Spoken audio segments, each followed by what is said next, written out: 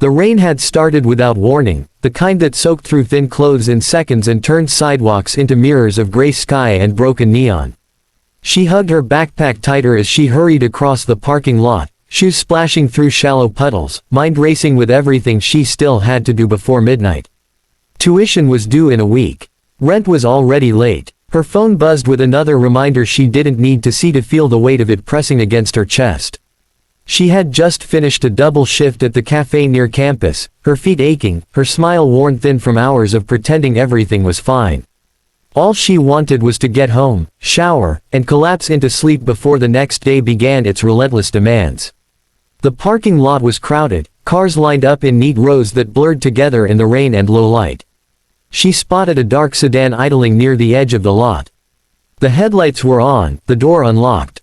Without thinking twice, she rushed toward it, yanked the door open, and slid inside, breathless and shivering. "Sorry I'm late," she blurted out automatically, shaking rain from her hair. That shift was brutal. The silence that followed was thick and unfamiliar. She looked up. The interior was nothing like she expected. Smooth leather seats, subtle ambient lighting, a dashboard that looked more like a cockpit than a car. And then she saw him. He was sitting in the driver's seat, hands resting calmly on the steering wheel, eyes fixed on her with an expression that hovered somewhere between surprise and curiosity. He was older than her, maybe late 30s or early 40s, dressed in a tailored coat that probably cost more than her monthly rent. Her heart dropped. Her voice caught. "Oh my God, I'm so sorry. I thought this was, I didn't." She scrambled for the door handle, panic flushing through her body, but it didn't open immediately.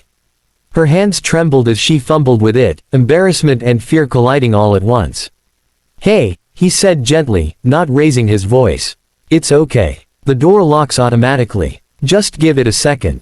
The lock clicked, and she all but fell out of the car, rain soaking her sleeves again as she stood there, mortified. "I'm really sorry," she said quickly. "I didn't mean to, I'll just."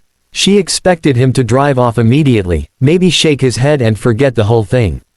Instead, he stayed where he was, window rolling down just enough to let his voice carry over the rain. "Are you all right?" he asked. She blinked, surprised. "Yeah, yes, I'm fine. Just tired." He studied her for a moment, taking in the worn backpack, the cafe logo still visible on her apron tucked into her bag, the exhaustion she couldn't hide no matter how hard she tried. "You're a student?" he asked. She hesitated, unsure why she was answering at all. "Yeah, second year." He nodded slowly. "Long day." She let out a short, humorless laugh. "Long year." Something in her tone must have reached him, because his expression softened. "Do you have a ride home?" She shook her head. "I take the bus. Or walk, if I miss it." He glanced at the rain, then back at her. "Where do you live?" She almost laughed again. Everything in her screamed that this was a bad idea. He was a stranger. A wealthy stranger, judging by the car, but still a stranger. And yet, there was nothing threatening in his demeanor. No impatience. No judgment. She told him the neighborhood, a modest area not far from campus. "That's on my way," he said. "If you're comfortable, I can give you a ride. No pressure." She hesitated for a long moment, rain dripping down her collar, the bus stop a good 10-minute walk away. Finally, she nodded. "Okay. Thank you." This time, when she got into the car, it was with full awareness. She sat carefully, hands folded in her lap, hyper-aware of everything, the warmth, the quiet, the faint scent of something clean and understated.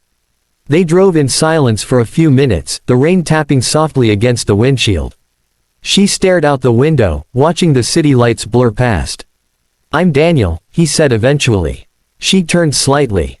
She almost said her full name, then stopped herself. "You can call me Mia." "Nice to meet you, Mia," he said, eyes still on the road. The silence that followed wasn't uncomfortable. It was calm, something she hadn't felt in a long time. When they stopped at a red light, he glanced at her again. "What are you studying?" "Economics," she replied, ironically. He smiled faintly. "Why ironic?" "Because I'm terrible at having money," she said before she could stop herself. The words slipped out, raw and honest. She expected regret to follow, but instead she felt lighter, as if admitting it out loud loosened something inside her. Daniel didn't laugh. He didn't offer empty encouragement. He just nodded, as if he understood. School can be brutal when you're doing it alone, he said. That simple sentence hit harder than she expected. They reached her apartment building sooner than she thought. It was small, aging, the paint chipped and the lights dim. She felt self-conscious all over again. This is me, she said, reaching for the door. Thank you. Really. He parked and turned off the engine. Mia, he said, and waited until she looked at him. You didn't do anything wrong back there. Don't let embarrassment tell you otherwise. She swallowed, nodding. I'll try. As she stepped out, rain finally easing into a mist, she thought that would be the end of it. A strange encounter. A story she might tell one day. She was wrong. 2 weeks later, she was rushing across campus when she nearly collided with someone coming out of the administration building.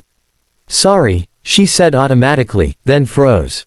It was him. Daniel looked just as surprised, then amused. Seems we have a talent for running into each other. Her heart raced. What are you doing here? I could ask you the same, he said lightly. I go here, she replied, gesturing around. Unfortunately. He smiled, then gestured toward the building behind him. Board meeting. Her eyebrows knit together. Bored. He seemed to realize something, hesitated, then sighed. I probably should have mentioned this before. I'm one of the major donors. The company I founded partners with the university. The words landed slowly. Billionaire. She didn't say it, but she felt it settle between them, heavy and unreal. Suddenly the car made sense. The calm confidence. The way he looked at the world like it was manageable. Oh, she said quietly. I hope that doesn't make things awkward, he added. She laughed softly. A little. But mostly just, surprising.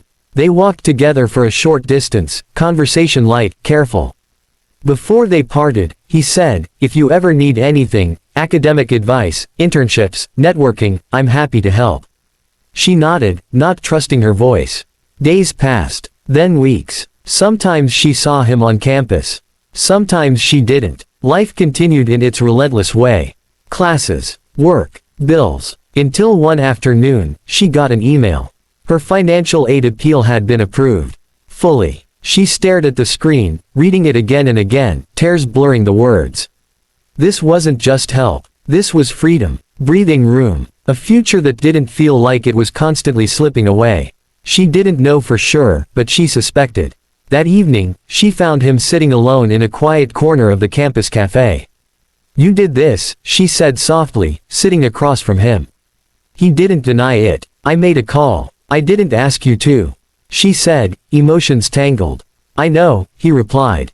That's why it matters. She looked at him, really looked at him, and saw not a billionaire, not a CEO, but a man who remembered what it was like to struggle. Thank you, she said, voice shaking. You're welcome, he said. Just promise me one thing. What? When you're in a position to help someone one day, he said gently, you will. She nodded, tears finally falling.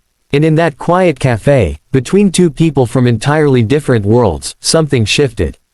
Not a fairy tale, not a rescue, just a connection born from a mistake, a wrong car, and the simple truth that kindness, when unexpected, can change the direction of a life forever.